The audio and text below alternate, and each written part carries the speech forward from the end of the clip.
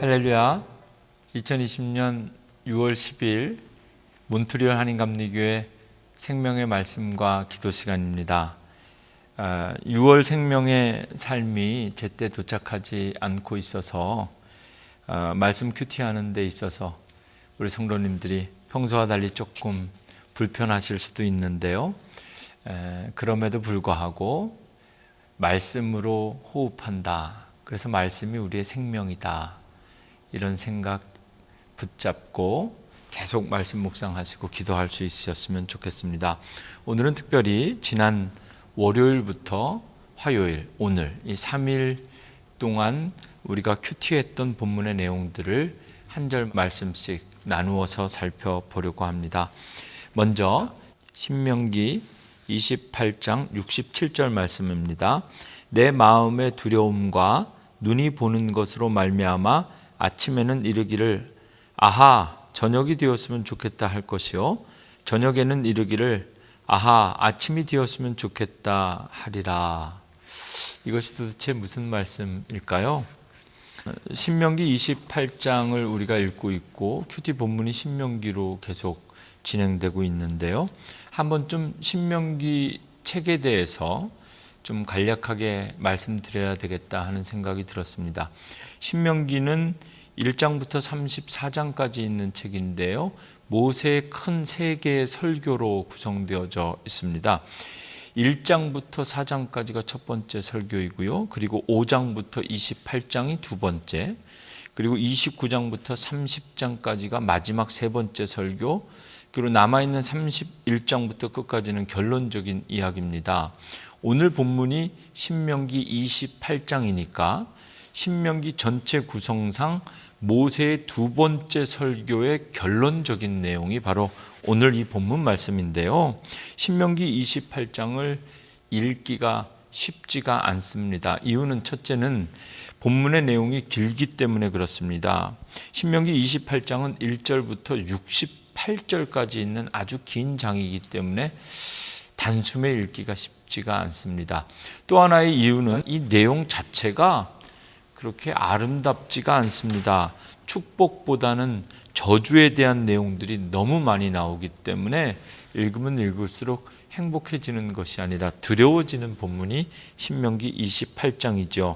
학자들의 분석을 보니까 이 신명기 28장 안에는 축복보다 저주가 5배나 더 많이 언급되고 있고 강조되고 있다. 1절부터 14절까지 딱 6가지 축복에 대해서 이야기하고 나서 그 다음 15절부터 오늘 우리가 읽고 있는 본문까지 68절까지 쭉 저주에 대해서 하나님의 말씀을 청종하지 않으면 너희는 반드시 저주를 당하게 될 것이다 라는 이 말씀이 지속적으로 반복되고 있습니다. 이스라엘 백성들에게 저주를 말씀하는 것은 경고처럼 들리기도 하고요. 또 한편으로는 마치 하나님의 예언처럼 들리기도 합니다. 너희가 가나안 땅에 들어가면 그 땅에서 수많은 유혹과 위험들 앞에서 하나님을 경외하고 두려워하고 하나님의 말씀을 지키기를 포기하면 너희는 반드시 실패하게 될 것이고 저주하게 될 것이다.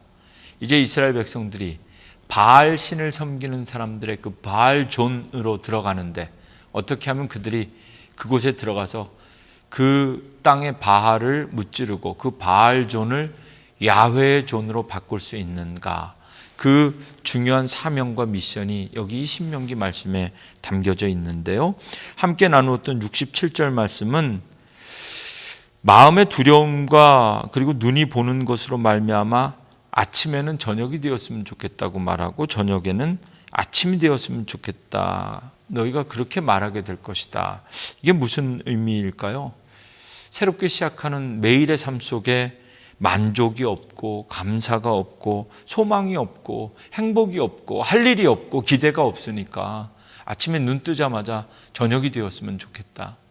저녁이 되면 평안한 쉼을 누리는 것이 아니라 그냥 아침이 되었으면 좋겠다. 그렇게 무의미하게 시간이 반복되는 것. 너희는 하나님의 말씀을 청종하지 않고 두려운 이름, 하나님의 이름을 경외하지 않으면 너는 이렇게 만족이 없고 감사가 없고 소망이 없고 행복이 없는 그런 삶을 살게 될 것이다. 이 월요일 말씀을 통해서 하나님을 경외하는 마음으로 말씀을 청종하라. 매일매일의 삶이 하나님과 함께 동행하는 삶을 만들 수 있는 비결을 우리가 함께 확인할 수 있습니다. 이어서 신명기 29장 1절, 호렙에서 이스라엘 자손과 세우신 언약 외에 여호와께서 모세에게 명령하여 모압 땅에서 그들과 세우신 언약의 말씀은 이러하니라.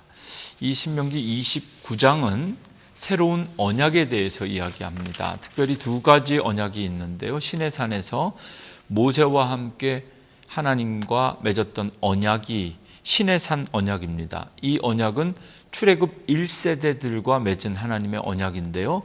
애굽에서 출애굽하자마자 시내산에서 모세와 함께 맺었던 첫 번째 언약이 시내산 언약이고요. 여기 1절 말씀에 모압 땅에서 그들과 세우신 언약의 말씀은 이러하니라. 시내산 언약이 산에서 맺은 언약이라면 모압 평야에서 하나님은 이스라엘 백성들의 출애굽 2세대들과 함께 다시 한번 언약을 맺으시는데, 이것은 전혀 새로운 계약이 아니라 이미 1세대와 시내산에서 맺었던 언약을 리뉴하는 개념의 언약을 갱신하는 그런 언약의 말씀이 29장에 쭉 기록되어져 있는데요. 모세를 통해서 주셨던 기존 언약의 내용을 요약하고 강조하면서 출애굽 2세대들과 함께 언약을 맺으시는 그 하나님의 모습을 우리가 묵상하게 됩니다. 언약이란 무엇일까? 여러 가지 설명하고 깊이 있게 다룰 수 있는 여러 가지 주제들이 있지만, 간단하게 우리 성도님들에게 나누고 싶은 것은 시내산의 언약과 모압 평지의 언약처럼 오늘 우리의 삶 속에서 우리가 하나님과 맺을 수 있는 언약과 지속적으로 갱신해 나가야 되는 우리 삶의 언약은 무엇인가? 저는 이건 예배라고 생각합니다. 끊임없이 우리 삶 속에서 일주일에 한 번씩 매주일 예배를 통해서 하나님 앞에 우리가 서 있고, 그리고 하나님과 맺었던, 지난주에 맺었던 언약을 다시 확인하고, 오늘 예배를 통해서 다시 한번 새롭게 부어주시는 은혜를 통해서 우리의 언약을 갱신해 나갔던 것, 나가는 것. 하나님께서 이스라엘 백성들을 1세대, 2세대 지속적으로 새로운 말씀과 언약으로 갱신해 나갔던 것처럼 우리가 하나님 앞에 예배할 때마다 우리의 삶이 그렇게 지속적으로 하나님을 향해 한 걸음씩 말씀을 붙잡고 언약을 갱신해 나가면서 축복을 이루어 나가면서 그렇게 우리의 삶이 하나님을 향해 나아갈 수 있게 되기를 원합니다. 이 화요일 큐티 본문 가운데 한 절 더 말씀 소개해드리면 5절입니다. 29장, 주께서 40년 동안 너희를 광야에서 인도하셨거니와 너희 몸에 옷이 낡아지지 아니하고 발의 신이 헤어지지 아니하였으며. 아무리 힘들고 어려운 광야 시절을 겪어도 옷과 신발이 낡아지지 않았다. 우리가 아무리 힘든 상황 속에 있어도 하나님의 은혜는 끊어지지 않았다, 끊어지지 않는다. 우리 삶의 간증이고 확신이고 고백이 되기를 원합니다. 12절과 13절 말씀 함께 읽겠습니다. 내 하나님 여호와의 언약에 참여하며 또 내 하나님 여호와께서 오늘 내게 하시는 맹세에 참여하여. 13절, 여호와께서 내게 말씀하신 대로 또 내 조상 아브라함과 이삭과 야곱에게 맹세하신 대로 오늘 너를 세워 자기 백성을 삼으시고 그는 친히 내 하나님이 되시려 함이니라. 이 수요일 본문을 통해서 하나님께서 언약을 갱신하실 때 그 언약을 갱신하는 언약의 대상이 누구인가를 가장 먼저 확인하셔야 됩니다. 모든 사람. 그래서 이 수요일 큐티 본문의 제목이 모든 사람의 하나님, 모든 세대에 주신 언약. 지금 살아있는 모든 사람들, 인종과 문화와 모든 차별이 없이 모든 사람들이 하나님의 언약의 대상이고, 지금 살아있는 사람들뿐만 아니라 앞으로 올 세대까지도 다 이 하나님의 언약 안에 있음을 확인할 수 있는 본문이 수요일 큐티 본문이고요. 이 본문 가운데 언약의 핵심, 오늘 너를 세워 자기 백성을 삼으시고 그는 친히 내 하나님이 되시라 하며, 너희는 내 백성이 되고 나는 너희 하나님이 된다. 이것이 바로 끊임없이 지속되고 갱신되어져 나가야 될 하나님과 우리 사이의 언약입니다. 새로운 언약은 시간과 공간을 초월해서 베풀어 주시는 하나님의 축복입니다. 미래에 올 세대들, 그리고 이 땅의 모든 세대들을 향해서 이 언약을 선포하는 것이 단순히 우리의 축복이기 뿐만이 아니라 6월 우리 교회의 비전처럼 선교적인 사명이고 복이고 언약이 될 수 있기를 주님의 이름으로 축복합니다. 우리는 자꾸 하나님께서 우리를 얼마나 사랑하시는지, 그리고 하나님께서 우리에게 주신 은혜도 자꾸 잊어버리는데요. 저녁 때마다 집 앞에 있는 목로얄 산의 호숫가를 한 5바퀴씩 이렇게 걷습니다. 걸을 때마다 마실 물을 하나씩 물병을 준비해 가지고 걷는데요. 지난주에 있었던 일입니다. 한 2바퀴쯤 호수를 걷고 있는데 평소보다 좀 힘들어서 벤치에 잠깐 앉았습니다. 그리고 물을 한 모금 마시고요. 그리고 또다시 일어나서 호수를 걷다가 갑자기 그런 생각이 들었는데 벤치에 물병을 놓고 온 겁니다. 물병을 잃어버린 것 같아서 빨리 호수를 반바퀴를 마저 돌아서 다시 벤치에 가봤더니 물병이 없더라고요. 그래서 몇 바퀴 더 돌면서 속으로 계속 궁시렁대면서 걸었습니다. 그거를 가져가냐, 치사하다. 이 코로나 시기에 남이 먹던 물을 가져가서 어쩌려고 그러느냐, 막 이렇게 물병 잃어버린 것 때문에 궁시렁대면서 산책을 하고 집에 들어왔는데요. 집에 와서 샤워하려고 옷 벗는데 제 잠바 주머니에 물병이 있었습니다. 주머니에 넣어놓은 것도 모르고 그렇게 찾아 헤맨 거죠.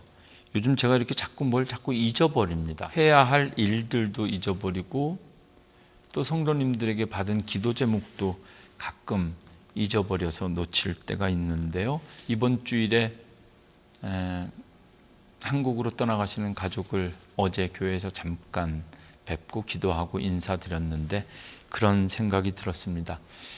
영원히 같이 있을 줄 알고 미뤄놨던 일들이 이렇게 가신다는 소식을 들으니까 아쉬움이 많이 남더라고요. 그래서 한국으로 떠나가시는 가족, 그리고 지금 우리가 경험하는 이 코로나를 통해서 제게 주셨던 깨달음, 은혜를 기억하는 것, 그리고 오늘 해야 될 일을 뒤로 미루지 말아야 되겠다. 기도가 필요할 때 그때 기도하고, 말씀이 필요할 때 그때 말씀 보고, 여러분들도 저도 성도들에게 연락이 필요할 때 그때 연락하고 기도하고 말씀 듣고, 오늘 해야 할 일을 내일로, 미래로 미루지 않는 것, 그것과 미래에 소망을 두는 것은 다른 일이겠죠. 자꾸만 뭔가를 잊어버리는 이때 말씀 붙잡고 하나님께서 주시는 감동에 따라 오늘 해야 할 일을 반드시 일궈낼 수 있는 저와 여러분, 우리 교회 되시기를 주님의 이름으로 축원합니다. 오늘은 130가지 기도 제목 가운데 우리 교회 목요일 기도 제목인데요, 리더와 리더십을 위해서 기도하는 기도문 가지고 함께 기도하고 마치겠습니다. 기도합니다. 하나님, 오늘은 우리 교회의 목요일 기도 제목을 가지고 함께 기도합니다. 교회에 세우신 모든 리더와 리더십을 위하여 기도합니다.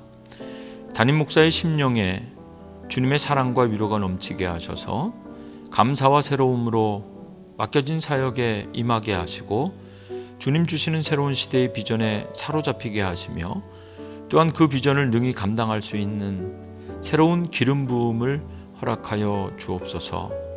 사역적 영성과 존재적 영성을 잘 조화하며 성숙하고 균형 잡힌 지도자로 더욱 귀하게 주님께 쓰임받게 하시고, 담임 목사의 가정을 늘 주의 은혜로 지켜주시며 영적으로 안전케 하옵소서. 전도사님들과 장로님, 권사님, 교회 리더들에게 주님의 위로와 사랑으로 충만케 하시고 새 힘과 능력을 공급하셔서 설레이는 소망과 은혜로 맡겨진 사역에 충성하게 하시고, 교회를 사랑하는 마음으로 늘 기도하며 깨어있게 하여 주옵소서. 조국의 교회와 이곳 캐나다의 교회 그리고 세계 교회 지도자들을 기억하며 함께 기도합니다. 하나님, 이 땅에 교회를 세우시고 교회마다 주님께서 부르신 종들과 지도자들이 하나님 옳고 그른 것을 올바로 분별하게 하시고 모든 생각과 관심을 오직 한 분 어린 양 예수께만 집중해서 온전히 주님께 쓰임받는 도구가 되게 하옵소서. 교회의 지도자들이 영적으로 깨어있게 하셔서 교회에 주신 본연의 사명이 흔들리지 않게 하옵소서. 예수님의 이름으로 기도합니다. 아멘.